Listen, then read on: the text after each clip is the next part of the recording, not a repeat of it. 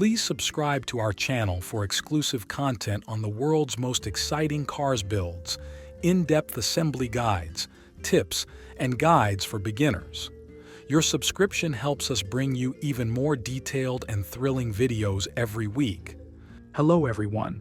In today's video, I'll be taking you through the process of preparing a car body for paint.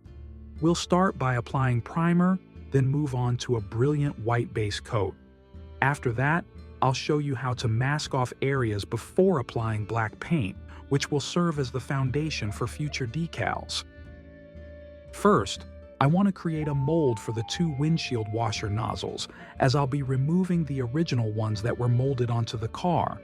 The reason for this is that I plan to apply an extra layer of clear coat, which I usually do to fully seal the decals.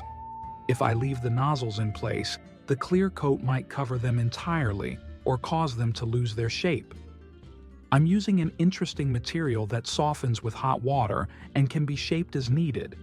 It's a type of plastic clay that has a variety of uses, such as making bouncy balls, decorations for sweets, and molds. Once it cools down, it becomes firm and can be reused over and over. You can see the material in the picture at the right corner. To make the copy, I fill the mold with 3D printer resin and cure it using an infrared device. With minimal cleanup, I get a perfect replica of the original windshield washer nozzles. The panel lines on this car body are quite shallow, so I need to deepen them a bit. Without this, they'll likely disappear under a few coats of paint, which would diminish the model's realistic appearance.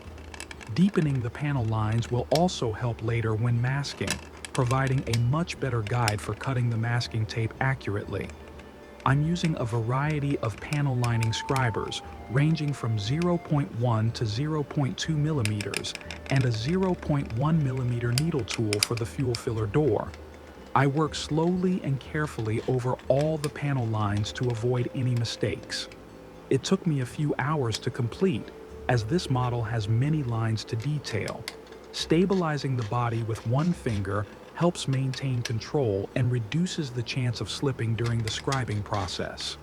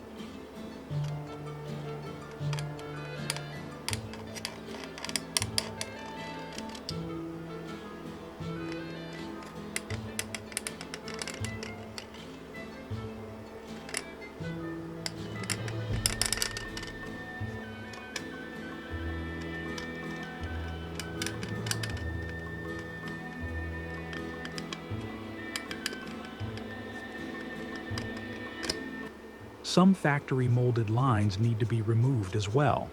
To do this, I mark them with a permanent marker and then sand them down with 400 grit sandpaper.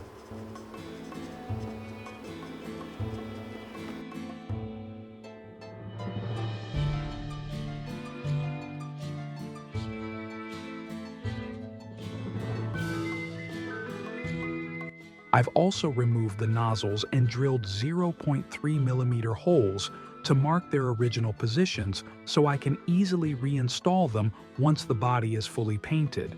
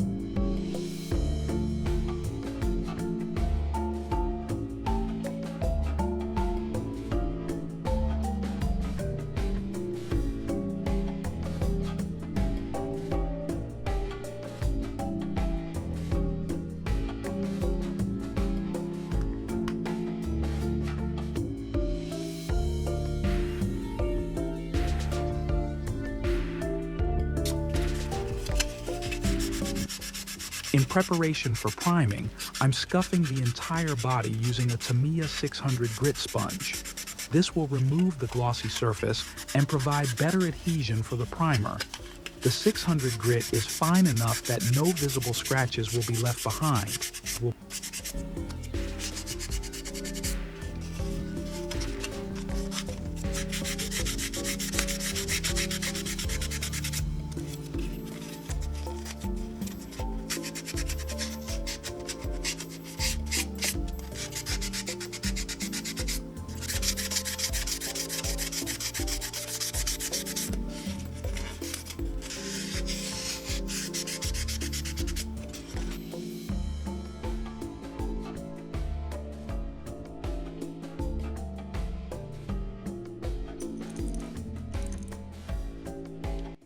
It's important to shake and mix the primer thoroughly. Make sure no residue is left at the bottom of the bottle and that the primer is fully mixed to a consistent texture. I start by spraying the primer onto easily overlooked areas, then proceed to cover the rest of the body evenly. Between coats, I use a Tamiya anti-static brush to remove any dust particles the body may have attracted. For this application, I'm using Zero Paint's Gray Filler Primer. This primer is excellent for filling in any scratches left from the 600 grit sandpaper and provides a solid protective layer for the brilliant white base coat, also from Zero Paints.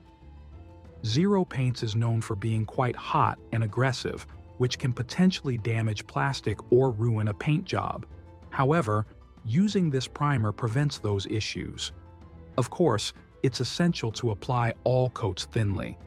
I'm using a 0.5mm airbrush as recommended by the manufacturer, which ensures a smooth and even coat.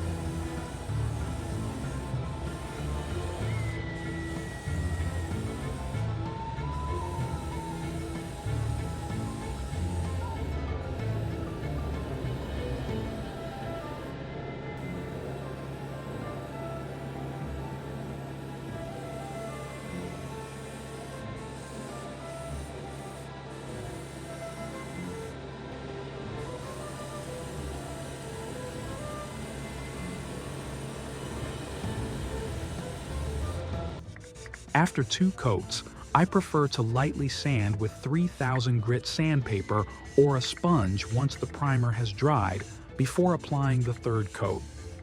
After the 3rd coat, I do a final light sanding before moving on to the base coat. I always check the smoothness of the prime surface with my fingers to ensure it's perfect.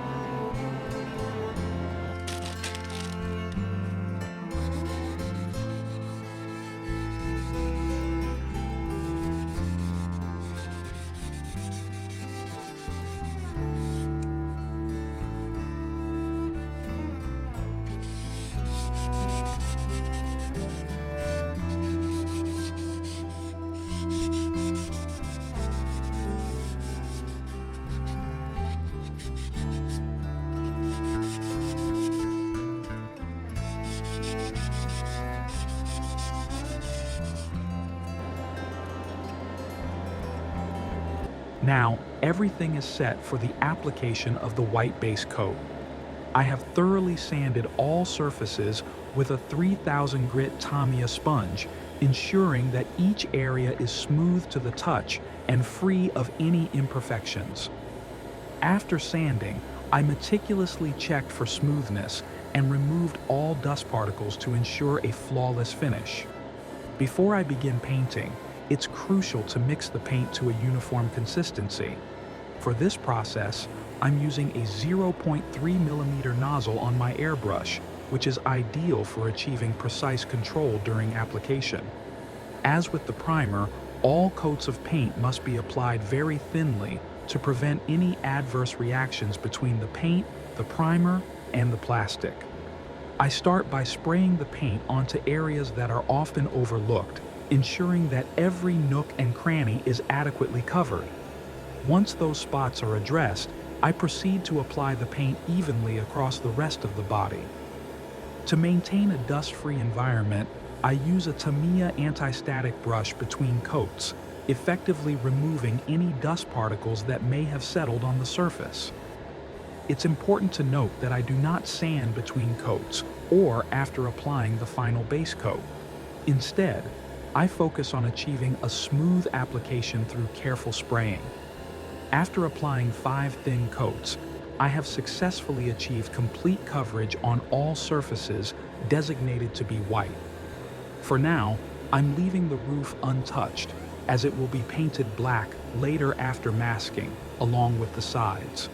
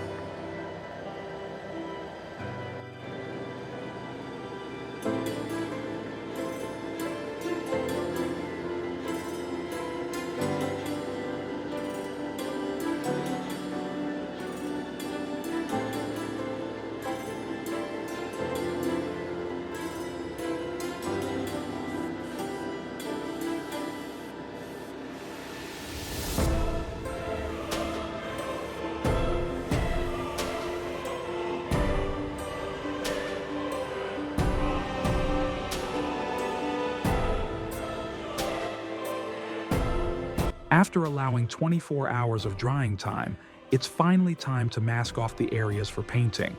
As mentioned earlier, the roof will be painted black as a base coat for the decals. While my goal is to create an exact replica of the existing car, I always strive to add a unique twist to my models, ensuring that each one is truly one of a kind. The sky's the limit when it comes to creativity and design. In this instance, I plan to apply carbon fiber decals on the roof, followed by the factory decals on top. The side running boards will also feature carbon fiber detailing. Meanwhile, the panels over the wheels and the lower parts of the bumpers will remain flat black, just like the real car. Before applying the masking tape, it's important to remove a bit of the adhesive by sticking the tape to your hand and then peeling it off 2 to 3 times. This helps prevent the tape from pulling up the paint upon removal. I also test the tape on future black surfaces, such as the running boards or side panels, to ensure it adheres well. I often use brilliant white paint, which has a strong base.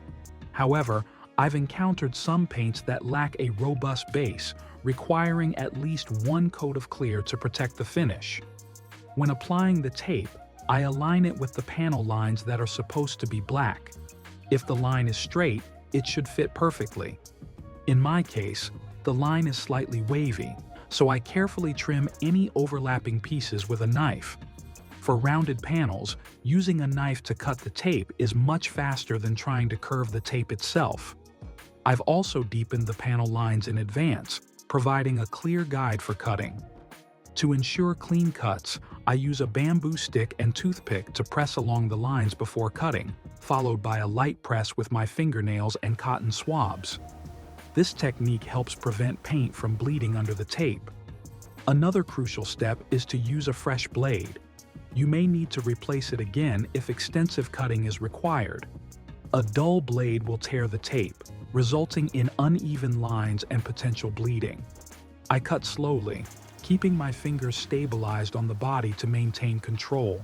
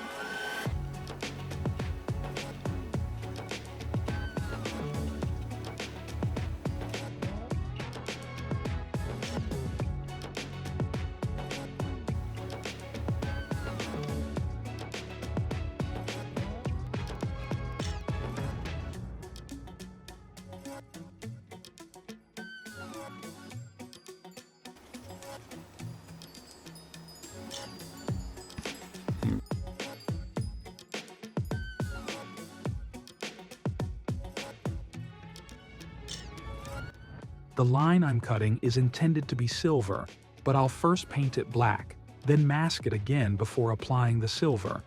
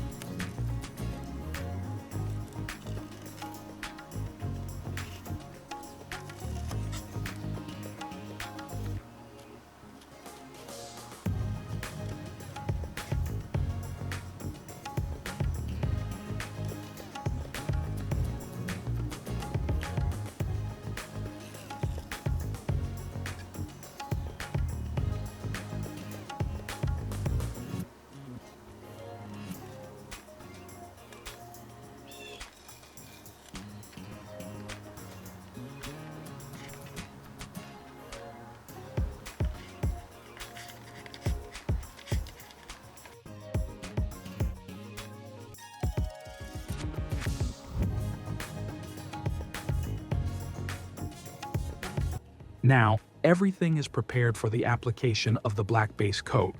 I have carefully removed all dust particles to ensure a flawless finish. For this build, I can use any black paint since I plan to apply a clear coat before adding the decals. I'm using Mr. Hobby Black Primer, as I really like how it appears on the surface. Before I begin painting, it's crucial to mix the paint to a uniform consistency. For this process, I'm using a 0.3mm nozzle on my airbrush, which is ideal for achieving precise control during application. As always, the key step is to spray very thinly to prevent any adverse reactions between the paint, the primer, and the plastic. Applying too heavily can also lead to paint bleeding, so I stick to thin coats. I start by spraying the paint onto areas that are often overlooked, ensuring that every nook and cranny is adequately covered.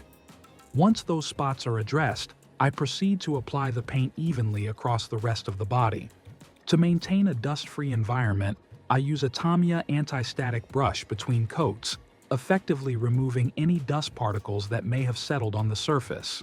It's important to note that I do not sand between coats or after applying the final base coat. Instead, I focus on achieving a smooth application through careful spraying. After applying 3 thin coats, I have successfully achieved complete coverage on all surfaces designated to be black.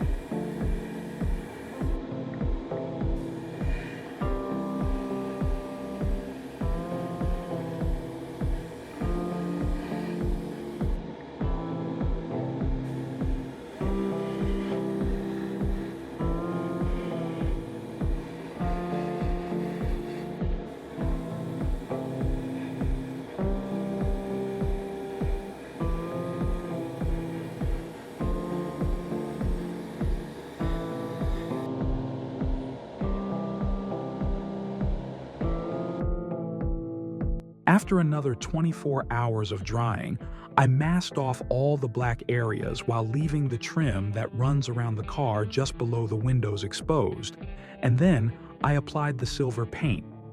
I initially planned to use a mirror finish silver film after applying the clear coat to achieve a more realistic look. However, I decided to go with silver paint first, as I was concerned that the film might not adhere well. The trim is quite thin and doesn't provide much surface area for the film to stick to. We'll see how it will go at the end.